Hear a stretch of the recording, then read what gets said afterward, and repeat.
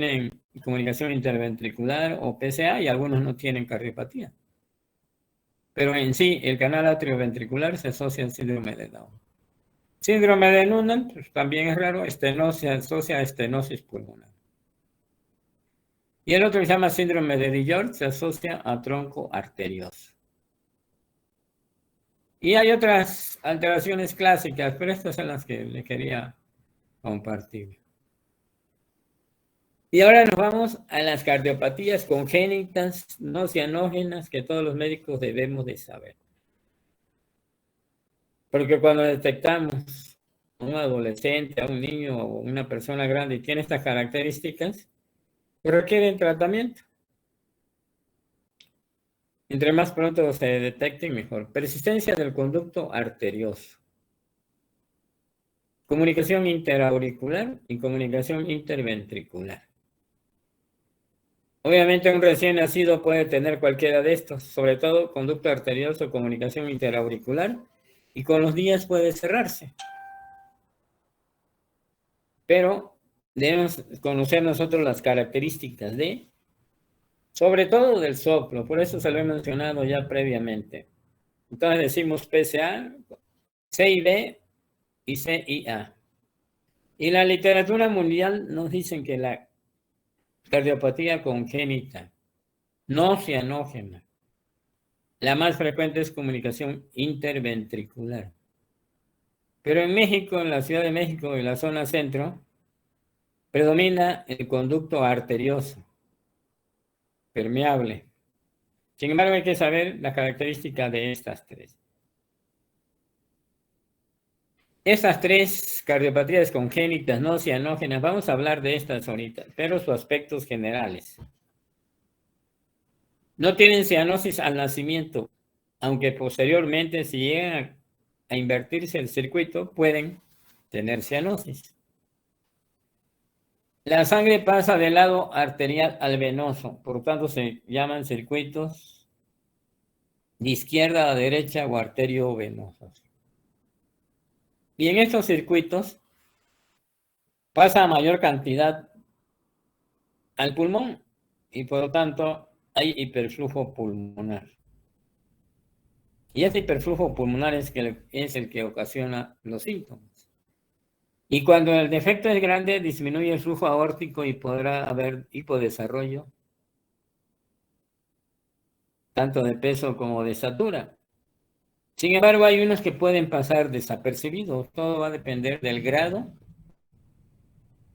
del defecto. Como hay hiperflujo pulmonar, hay infecciones respiratorias frecuentes, que hay unos que llaman que tienen bronquitis frecuentes. Y ese hiperflujo pulmonar lo que ocasiona es una hipertensión pulmonar. Y clínicamente se va a manifestar por infecciones pulmonares y con el tiempo desarrollan insuficiencia cardíaca. Esas tres tienen esa misma característica. Conducto son cortocircuitos de izquierda a derecha, es decir, arterio venoso. Por lo tanto, no tienen cianosis, pero con los años pueden complicarse con insuficiencia cardíaca y cuando se invierte el circuito pueden tener cianosis. Todos estos tres tienen hiperflujo pulmonar y este hiperflujo ocasiona hipertensión pulmonar. ¿Qué pasa si hay un hiperflujo pulmonar? Este hiperflujo pulmonar lo que ocasiona es daño histológico a las arteriolas pulmonares. Y obviamente esto va a depender del grado del hiperflujo y del tiempo. Primero se hipertrofia la media, proliferación de la íntima, y hasta ese momento es reversible. Ya cuando hay fibrosis de la íntima y lesiones plexiformes es irreversible. Quiere decir que el hiperflujo pulmonar es daño para el pulmón porque va a producir hipertensión pulmonar. Hasta que un momento es irreversible. Y cuando hay gran hipertensión pulmonar, entonces el flujo se invierte. Y en lugar de ser de izquierda a derecha, ahora es de derecha a izquierda. Pero vamos a ver cada una en forma específica. Conclusión, el hiperflujo pulmonar ocasiona hipertensión pulmonar, que puede ser grave, desarrollar insuficiencia cardíaca izquierda y algo que se llama síndrome de Eisenmenger. Es decir, cuando el cortocircuito se invierte y en lugar de ser de izquierda a derecha, es de derecha a izquierda. Y en ese momento ya no es posible operar al niño. Ya no se debe de cerrar el defecto, porque entonces el paciente se sobrecarga el ventrículo derecho y muchos pacientes fallecen después de la cirugía. O del procedimiento, por lo tanto, ya no se hace. Otras cardiopatías ya menos comunes, pero también hay, que no tienen cianosis, son, por ejemplo, la coartación de aorta, la estenosis pulmonar o la estenosis aórtica. Y hoy vamos a dedicarnos solo a la persistencia del conducto arterioso, que le he comentado que algunos llaman solo ductos y otros le llaman ductos arterioso permeable. ¿Qué es el conducto arterioso? Desde el punto de vista embriológico, corresponde al sexto arco aórtico y une la aorta con la arteria pulmonar. En la vida fetal se está pasando sangre de la arteria pulmonar a la aorta. En el momento del nacimiento se cierra, pero a veces puede tardar unos días. Eso hay que tenerlo presente. Más frecuente en niñas, y estas se asocia a infección materna por rubiola en el primer trimestre del embarazo. A ver, recordar por qué se cierra el conducto arterioso. Por incremento de la presión parcial de O2 en el momento del nacimiento y acción de prostaglandinas. Este es interesante para nosotros. Acción de prostaglandinas, entre ellas F2 y A2. Y entonces, cuando detectamos un conducto arterioso en un recién nacido de pocos días, o sea, recién nacido, que tenga un conducto arterioso donde se demuestra que hay hiperflujo pulmonar, hay que tratar de cerrarlo. Entonces dan medicamentos como el paracetamol. Inicialmente se da indometacina, ahora se da paracetamol. Es decir, porque tiene acción sobre las prostaglandinas. Y en muchos casos se cierra y en otros no. Entonces el conducto arterioso normalmente se cierra en el momento del nacimiento por incremento de la presión parcial de O2 y acción de las prostaglandinas. Aquí dice que se cierra en las primeras horas, a veces pueden ser varios días, sobre todo cuando no hay repercusión hemodinámica. Conducto arterioso se asocia sobre todo a la prematurez. Los prematuros tardan más en cerrar ese conducto y a veces puede quedar abierto. Una de las características que tenemos que pensar, prematuro. Puede tener conducto arterioso, sí. Permeable. Y hay que estarlo vigilando porque si no se cierra, pues habrá que darle medicamentos. El conducto arterioso es una comunicación normal entre la arteria pulmonar y la aorta. La vida fetal obviamente pasa sangre de la pulmonar a la aorta y en el momento del nacimiento se invierte el circuito y va a ser ahora la aorta a pulmonar. Ese es el defecto. Por lo tanto, si persiste abierto, ¿qué va a pasar? Va a pasar sangre directamente al pulmón. Va a haber hiperflujo pulmonar. Va a haber hiperflujo pulmonar. Hablando de cardiopatía congénita, siempre tenemos que ver cómo es el flujo pulmonar. Puede ser normal, puede estar aumentado o puede estar disminuido. En estas tres, ¿cómo está? Aumentado. Aspectos anatómicos del conducto del ductus permeable. Obviamente hay una persistencia de la comunicación de la aorta descendente con la arteria pulmonar. Al haber hiperflujo pulmonar, nos va a dar hipertensión pulmonar. Entonces el ventrículo derecho tiene que ir aumentando poco a poco su presión, porque está aumentando la presión de la arteria pulmonar y se va hipertrofiando. Y con el tiempo, ese ventrículo es más fuerte y el cortocircuito se invierte. Entonces, esta presión se transmite a la arteria pulmonar y va a pasar sangre entonces cuando se complica de la pulmonar a la aorta, pero esto ya está complicado. ¿Qué cavidades crecen? Importantísimo, y los dos aspectos fundamentales que tenemos que saber es aspectos anatómicos. Dos, ¿con qué se asocia? Esto decimos que rubiola congénita, que sería más rara, y lo más común es prematuro. ¿Qué cavidades crecen? Aurícula y ventrículo izquierdo. Lo sobrecargan. ¿Cómo es el flujo pulmonar aumentado? Por lo tanto, va a haber con el tiempo hipertensión al pulmón. Pasa la sangre de la aorta a la arteria pulmonar y hay hiperflujo al pulmón, aurícula izquierda, ventrículo izquierdo, por eso estas cavidades crecen. Y nuevamente se cierra el circuito. Este esquema que están ustedes viendo aquí es clásico. Fue escrito por este autor que se llama Dr. Fitzleder, que fue uno de los primeros libros de cardiopatías congénitas que se escribieron. Vamos a aprendernos este esquema, porque es muy sencillo, fíjense bien. Lo divide en dos. Aquí tenemos aurícula derecha o atrio derecho, ventrículo derecho, arteria pulmonar. Es decir, ¿de dónde llega la sangre? Al atrio derecho, ventrículo derecho, arteria pulmonar. Circulación pulmonar. ¿A dónde sigue el flujo? Aurícula izquierda, ventrículo izquierdo, aorta, circulación sistémica. Cavidades derechas, cavidades izquierdas. ¿Qué pasa aquí?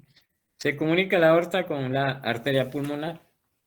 Entonces pasa mayor cantidad de flujo hacia el pulmón, por eso dice que hay hiperflujo pulmonar, ocasionando hipertensión pulmonar, clínicamente cuadros frecuentes de infección de vías aéreas inferiores, lo que llaman algunos una bronquitis frecuente. Este mayor flujo de la arteria pulmón pasa al atrio izquierdo, ventrículo izquierdo y a la aorta, y la aorta se vuelve a distribuir una parte hacia la arteria pulmonar y otra a la circulación sistémica. Entonces, cuando este defecto es grande, va a producir disminución del flujo sistémico e hipodesarrollo de estatura y peso en estos pacientes. ¿Qué cavidades crecen? En este cuadrito, fíjense bien, lo estás diciendo. Hiperflujo pulmonar. A ver, hipertensión pulmonar, ¿por qué le llega mayor flujo? Al pulmón. ¿A dónde sigue? Va a crecer aurícula izquierda y ventrículo izquierdo. Porque la aorta ya se distribuye, una pase para la circulación sistémica y otra para la arteria pulmonar. Por eso este cuadro explica la sintomatología y crecimiento de cavidades. En prematuros va a depender del tamaño del ducto, qué flujo pasa por ese conducto. Puede ser muy pequeño y a lo mejor se cierra en los siguientes días de nacimiento, o muy grande y quedarse abierto, o que tenga otros problemas congénitos. Asintomática puede evolucionar a insuficiencia cardíaca o edema pulmonar agudo en algunos casos cuando el flujo es importante, sí. Por eso cuando hay hiperflujo pulmonar hay que darle tratamiento al recién nacido. Se le hace un eco, se determina, y si el flujo pulmonar está en determinado, ya está aumentado, pues requiere que se cierre. ¿Cómo se puede cerrar? Si recordamos que el conducto arterioso se cierra por aumento de la presión de O2 y prostaglandinas, entonces inicialmente se daba indometacina y actualmente como ya contamos como paracetamol IV, se le da paracetamol IV. Y muchos cierran y otros no. Y el 21%, si realmente el efecto es grande y tiene insuficiencia cardíaca, pues sí, hay que operarlo, si no hay que esperar que crezca un poco más el niño. Pero ese es el tratamiento potencialmente que le podemos dar recién nacido. Si me dice ya tiene 2 meses, 3 meses, pues lo más probable es que ya no cierre. Entre más pequeño, mejor. Y aquí hay una pregunta que siempre nos hacen muchas veces y que nos sale mal. Me dice, tenemos un lactante prematuro, vamos a tener un prematuro que llega con nosotros con insuficiencia cardíaca y tiene las siguientes características: niño irritable, taquipnea, diaforesis acentuada que se le observa al comer. En malas condiciones generales, tiros intercostales, taquicardia y ápex amplio. Fíjense bien. Prematuro, con datos de insuficiencia cardíaca. Le ponemos la mano en el ápex, en el área precordial, el ápex amplio, a la palpación. Y le encontramos un soplo sistólico en foco pulmonar. Todos sabemos que el conducto arterioso, el clásico soplo, es un soplo continuo. Entonces, ¿por qué tiene este soplo sistólico pulmonar? Pero antes vamos a seguirlo. Entonces decimos que el soplo va a pasar sangre por presiones, toda la sístole y toda la diástole. Por lo tanto, es un soplo que continuo con reforzamiento. Ahorita lo vamos a ver por acá. Bueno, este del niño irritable, ahorita lo vamos a ver por qué no tiene el soplo continuo. Tiene insuficiencia, es prematuro, tiene insuficiencia cardíaca, ápex amplio y soplo sistólico en foco pulmonar. Con estas 3 características vamos a ver que se trata de un conducto arterioso. En síntomas mayores o de acuerdo al efecto puede haber hipodesarrollo, tanto de estatura y peso como infecciones frecuentes a nivel pulmonar. Puede haber epistaxis igual por la hipertensión pulmonar. Es la cardiopatía congénita de estas 3 que más frecuentemente causan en el lactante insuficiencia cardíaca. Entonces, si vemos que tiene insuficiencia cardíaca, pues hay que cerrarlo. ¿Cómo? En este caso, como es recién nacido y es prematuro, pues con paracetamol. Características del soplo. Las características del soplo, ¿cómo es? Soplo continuo con reforzamiento total sistólico que se oculta mejor debajo de la clavícula del lado izquierdo y por lo tanto en el foco pulmonar. Fue descrito con Gibson y clásicamente aún el término se emplea, se escucha como maquinaria o máquina de vapor.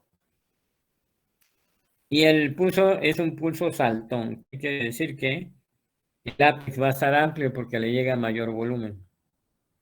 Entonces el soplo es un soplo continuo con reforzamiento telesistólico descrito por Gibson.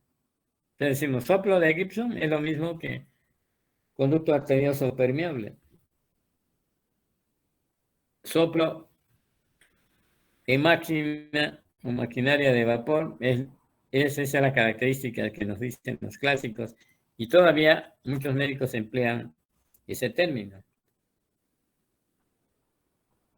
¿Qué crece? Ya habíamos dicho. Cavidades izquierdas, porque le llega mayor volumen, entonces va a ser por volumen. ¿Cómo va a ser? Si hay hiperflujo pulmonar, nos va a dar hipertensión pulmonar. Aquí tenemos ya un conducto arterioso, pero complicado, ¿eh? Ven ustedes, aquí ya hay gran hipertensión pulmonar, aquí está. Ya la pulmonar muy abombada. Y aquí estamos viendo como que la punta quiere elevarse, quiere decir que está crecido el ventrículo izquierdo, pero también el ventrículo derecho, pero porque ya está complicado. Bueno, este ya tiene la hipertensión pulmonar muy importante y tiene lo que se llama complejo de Eisenmenger. Eisenmenger, llamamos Eisenmenger cuando la gran hipertensión pulmonar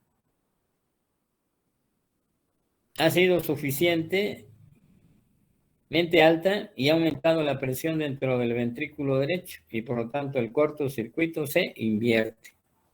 Resulta que la presión de la arteria pulmonar es más alta. Llega un momento dado que es más alta la diastólica que la diastólica de la pulmonar que de la aorta y el circuito se invierte. Conclusión, entonces, vamos a verlo ahorita. Podemos concluir de a dónde vamos. Conducto arterioso es la cardiopatía congénita no cianógena más frecuente en México. Se asocia a prematuros y también a la rubiola en el primer trimestre. Cuando la mujer le da rubiola en el primer trimestre del embarazo. Tratamiento posible, sobre todo en el prematuro o en los primeros días de nacimiento, indometacina, pero actualmente se usa mejor paracetamol. ¿Cómo es el soplo? Soplo continuo con reforzamiento telesistólico descrito por Gibson y se escucha como maquinaria o máquina de vapor. Escrito por Gibson también se llama soplo de Gibson. Se escucha como maquinaria o máquina de vapor. ¿Qué cavidades crecen? Las izquierdas. Flujo pulmonar en las tres aumentado. Puede complicarse con Eisenmenger, sí. ¿Qué voy a encontrar en el electro y en la radiografía de tórax? Pues lo mismo. Crecimiento de aurícula y ventrículo izquierdo por sobrecarga de volumen. Ya, si es necesario a todos los pacientes recién nacidos que tengan soplo, hacerle un ecocardiograma, es el que nos va a dar muchas características anatómicas y funcionales y nos va a decir si solo hay conducto arterioso o algo más, o no tiene nada. Y eso que está aquí con muchas letras lo voy a poner acá, con este cuadrito. Fíjense lo que me estaba explicando del niño que tiene insuficiencia cardíaca. Tiene ápex amplio y soplo sistólico. Normalmente, en un conducto arterioso, la presión de la arteria pulmonar, pues es lo normal. Y de la aorta, pues igual, 120/80 y la pulmonar de 25/10. Entonces pasa sangre de la aorta a la pulmonar y nos da el soplo clásico. Soplo continuo con reforzamiento telesistólico descrito por Gibson en máquina de vapor o maquinaria. Cuando se empieza a desarrollar hipertensión pulmonar, llega un momento dado que las presiones diastólicas de la arteria pulmonar es igual que la sistólica. Y por lo tanto solo va a haber un soplo sistólico. Y este es el clásico, porque ella tiene insuficiencia cardíaca, porque tiene hipertensión pulmonar. Y esa pregunta no sale mal, no sé por qué. Si ahí me dijera prematuro, y aunque yo no supiera lo demás, ¿qué cardiopatía congénita cianógena? No cianógena se asocia a conducto arterioso. Esa es la clave, prematuro.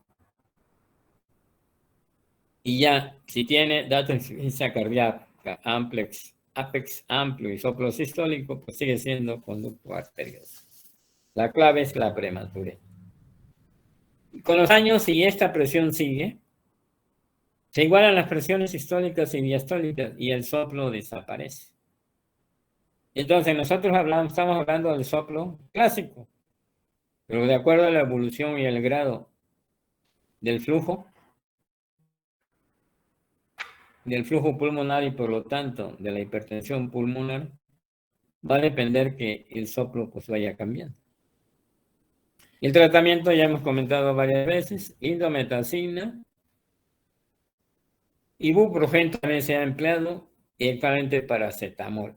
Si el niño es a término, está asintomático, se le puede dar oportunidad y el flujo que pasa a través del conducto arterioso no causa hipertensión pulmonar porque es muy pequeño, puede esperarse a que se cierre espontáneamente. Pero estarlo vigilando cuando menos cada 6 meses, cada año, para ver cómo evoluciona, por un momento cerrarlo. Puede también complicarse con, acuérdense que hablamos de endocarditis bacteriana, pues sí, en este caso, como no es válvula, se llama endarteritis. Después de los 30 años, todos los problemas congénitos, el defecto se calcifica, igual que las válvulas, ya sea congénita o adquirida. En otros, cuando no es posible cerrarlo por medicamentos, por muchas circunstancias, se puede emplear técnica percutánea, es decir, por medio de un catéter, se le pone un dispositivo y se cierra el conducto, con gran éxito, fíjense, en la mayoría del 90% de los casos.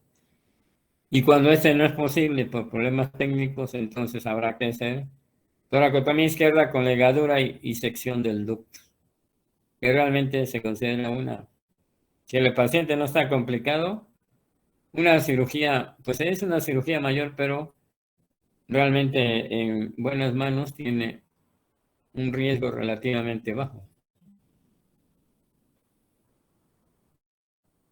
Obviamente cuando hay hipertensión pulmonar, pues esto se va a complicar.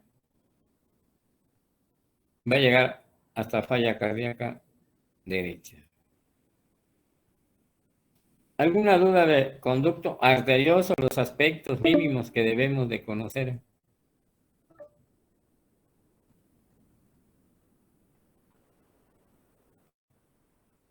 Bueno, el lunes continuamos con 6A y 6B, que son las tres cardiopatías congénitas no cianógenas más comunes que tenemos oportunidad de ver. Y en ocasiones la detectamos porque el paciente llega por otra cosa. Hace como un año detectamos un niño ya tenía un adolescente, 18 años, lo picó un alacrán en la mano, y fue porque sentía parestesias en la lengua, etcétera. Lo revisamos, realmente era una picadura de esas con intoxicación leve, se le dio su antídoto, pero al explorarlo tenía un soplo de 6D. Le pedimos su tórax electro, nada más para completar, y le dimos cita a cardiología para que lo valorara posteriormente, porque no llegó realmente por problemas cardíacos. Pero estaba asintomático a los 18 años, pero sí el soplo era casi.